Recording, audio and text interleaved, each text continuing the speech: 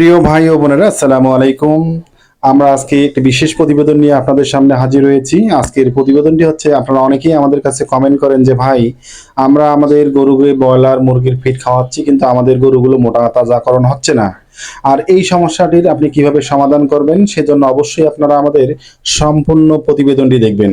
প্রিয় ভাই ও বোনেরা, আপনারা দেখতেছেন যে আমরা আমাদের একটি খামারের জন্য হাড্ডিসার গরু ক্রয় করলাম, অর্থাৎ একটি গাই বাছুর গরু ক্রয় করলাম, অর্থাৎ গাভী এবং বাছুর সহ আমরা মাত্র 58,000 টাকায় এই গরুটি ক্রয় করেছি। আর এই গরুটিকে আমরা ব্রয়লার মুরগির ফিড দিয়ে মোটা তাজাকরণ করব, এবং ব্রয়লার মুরগির ফিড দিয়ে মোটা তাজাকরণের পূর্বে আমরা কোন কোন কার্যক্রমগুলো করে থাকি সেগুলো আপনাদের A to Z আপনাদের সামনে উপস্থাপন করব। আমরা সর্বপ্রথম একটি কথা বলবো যে আমাদের যে হাড্ডিসার গরুগুলো ক্রয় করি সেগুলোকে আপনি সরাসরি ব্রয়লারের ফিড দেবেন, সেগুলো অনেক সময় খেতে চায় না, বা ব্রয়লারের ফিড খাওয়ার কারণেও সেগুলো ডাইজেস্ট অর্থাৎ হজম করতে পারে না। এই সমস্যাগুলোর কারণেই কিন্তু গরু মোটা তাজাকরণ হয় না। যার কারণে আপনাদের অবশ্যই গরু মোটা তাজাকরণের সর্বপ্রথম যে কাজটি করতে হবে, গরুগুলো ক্রয় করার পরে, সেটি হচ্ছে সেই গরুগুলোকে অবশ্যই গোসল করাই দিতে হবে। যদি আপনারা আপনাদের গরুগুলো ক্রয় করার পরে অবশ্যই সেগুলো বিভিন্ন জায়গা থেকে আনার কারণে তাকে গোসল করাতে হবে। গোসল করার পরে অবশ্যই তার পাগুলো জীবাণুমুক্ত একই সঙ্গে করে নিতে হবে, যাতে তার শরীরের মধ্যে কোনো জীবাণু না থাকে। কারণ জীবাণু যদি আপনার গরুর শরীরের মধ্যে থাকে তাহলে সেগুলো সংক্রমণ অন্যান্য গরুগুলোর মধ্যে হতে পারে।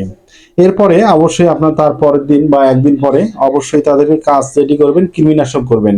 এখন বিষয় হচ্ছে যে কৃমিনাশক বিষয়টি সবাই জানেন, কিন্তু কৃমিনাশকের কিভাবে করবেন সেটি আমরা যদি আপনাদের সামনে উপস্থাপন করি, তাহলে অবশ্যই আপনারা যেদিন কৃমিনাশক করবেন সেদিন সকালে গরুগুলোকে কোনোই খাওয়াবেন না, অর্থাৎ কোনো খাদ্য দিবেন না। অর্থাৎ সকালে উঠেই আপনারা ডবল ডেক্স এক্স বা এলটিভেট এস এ ধরনের উন্নত মানের আপনারা কৃমিনাশক করবেন। তাহলে কি হবে যে আপনাদের গরুর ভিতরে যে এতদিন যে কৃমির যে সংক্রমণগুলো ছিল সেগুলো আপনাদের ধ্বংস হয়ে যাবে। আর আমরা একটি কথা বলবো যে আপনারা অবশ্যই হাড্ডিসারগুলোকে একটু ওভারডোজ দিবেন, কারণ এই গরুগুলোর কিন্তু পরিচর্যা বা ট্রিটমেন্ট না করার কারণে কিন্তু এগুলো হাড্ডিসার হয়েছে, আর এগুলোকে কিন্তু কৃমিনাশক করা হয় না, যার কারণে তাদের পেটগুলো অনেকটা বড় হয়ে থাকে। আর আপনারা দেখতেছেন যে আমরাও আমাদের খামারের যে হাড্ডিসার গরুটি আমরা ক্রয় করেছি তাকে আমরা এখন কৃমিনাশক করব। কৃমিনাশক করলেই হবে না, এরপরে অবশ্যই তার পরের দিন থেকে আপনাদের যে কাজটি করতে হবে, তাদেরকে লিভার টনিক খাওয়াতে হবে। এখন লিভার টনিক আপনারা যে খাওয়াবেন, কি ধর কোন কোম্পানির খাওয়াবেন সেটা আপনার ব্যক্তিগত ব্যাপার, কিন্তু আমরা আমাদের খামারের গরুগুলোকে রেনাটা কোম্পানির হেপারেন আমরা খেয়ে থাকি। এখন এই হেপারেনটা আপনি খাওয়াবেন কিভাবে? হেপারিনটি খাওয়ার নিয়ম হচ্ছে এরকম যে আপনি প্রতিদিন সকালে, অর্থাৎ যেদিন কৃমির ডোজ করবেন তার পরের দিন থেকে তাদের প্রতিদিন সকালে না খাওয়া অবস্থায়, অর্থাৎ কোনো কিছু খাওয়ার দিবেন না, সে না খাওয়া অবস্থায় তাকে এই হেপারিনটি তাকে 20 মিলি করে খাওয়াবেন। তাহলে কি হবে? তাহলে গরুটি দেখবেন যে আপনাদের যে ভিতরে যে সমস্যাগুলো দূর হয়ে যাবে। এর পাশাপাশি অবশ্যই আপনারা তাদেরকে জিঙ্ক খাওয়াবেন। এখন বিষয় হচ্ছে যে আপনারা অনেকেই বলবেন যে ভাই এতগুলো বিষয় করতে হবে।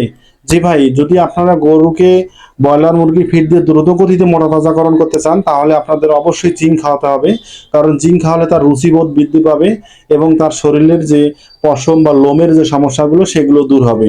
তাই আমরা বলবো যে গরুকে মোটা তাজাকরণের জন্য আপনারা এই জিঙ্ক অবশ্যই প্রয়োজনীয়। আর জিঙ্কগুলো খাওয়াবেন কিভাবে? আপনারা জিঙ্কগুলো পানির সাথে মিক্সার করে খাওয়াতে পারেন, কোনো সমস্যা নেই। আর আমরা এই কথাটা বলবো যে লিভার টনিক যেটি আপনারা খাওয়াবেন সেটি অবশ্যই আপনারা খালি পেটে খাওয়াবেন। আর জিঙ্কের ক্ষেত্রে আপনার খালি পেটে খাওয়ার কোনো প্রয়োজন নেই। আর জিঙ্কগুলো আপনাদের খাওয়ার নিয়ম হচ্ছে আজকে খাওয়াবেন, তার 2 দিন পর, একদিন পর আবার খাওয়াবেন। এবং আরেকটি স্টেপ আপনার বলি যে জিঙ্ক খাওয়ালেই যে শেষ এটি নয়, তার সঙ্গে আপনারা অবশ্যই ফসকাল ডিবি অর্থাৎ তাকে ক্যালসিয়াম খাওয়াবেন। ক্যালসিয়াম খাওয়ালে আপনাদের কি সুবিধা হবে, যে আপনাদের গরুগুলোর যে ক্যালসিয়ামের যে ঘাটতি রয়েছে, অর্থাৎ ক্যালসিয়ামের ঘাটতির কারণেই কিন্তু তারা হাড্ডিসার রয়েছে। এই ক্যালসিয়ামগুলো যদি তাদের পূরণ করতে পারেন, তার জন্য অবশ্যই ফসকাল ডিবি, অর্থাৎ কম মূল্যে অপসনিন কোম্পানির এই ফসকাল ডিবিগুলো আপনারা তাদেরকে খাওয়াবেন।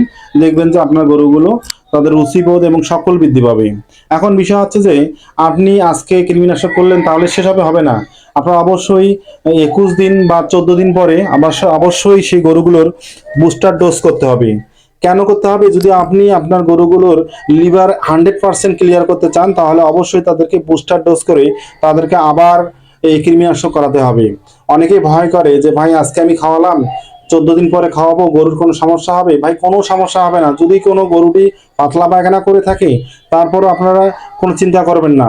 অনুরূপভাবে আবার আপনারা হেপারিন খাওয়াবেন। অর্থাৎ আমরা আবার সহজ করে দিই আপনাদের বিষয়টি।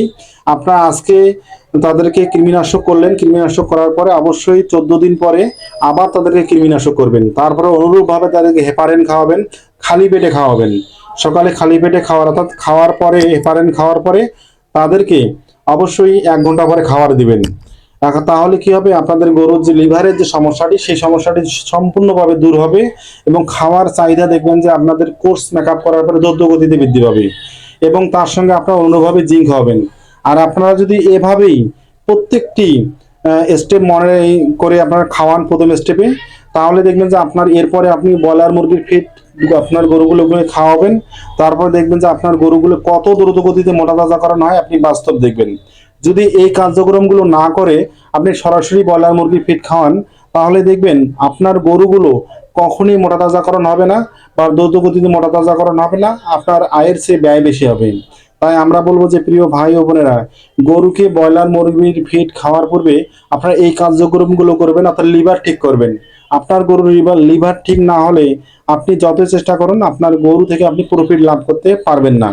তাই আমরা বলবো যে ব্রয়লার মুরগির ফিড আপনি খাওয়াচ্ছেন কিন্তু আপনার গরুগুলো মোটা তাজাকরণ হচ্ছে না, তার কারণ হচ্ছে এইটাই। অর্থাৎ আমরা কৃমিনাশক করি না, আমরা লিভার টনিক খাওয়াই না, জিঙ্ক খাওয়াই না, ক্যালসিয়াম খাওয়াই না, আমরা সরাসরি ব্রয়লার মুরগির ফিড দিয়ে থাকি, যার কারণে আমাদের গরুগুলো সেই পরিমাণে বৃদ্ধি পায় না।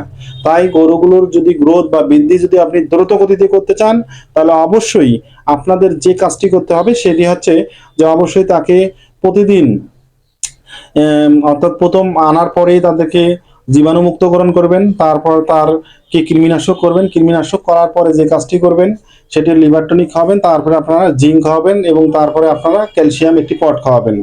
এরপরে আপনারা অবশ্যই ব্রয়লার মুরগির ফিড যেদিন থেকে খাওয়াবেন সেদিন থেকেই আপনাদের গরুগুলোকে প্রতিদিন গোসল করাবেন।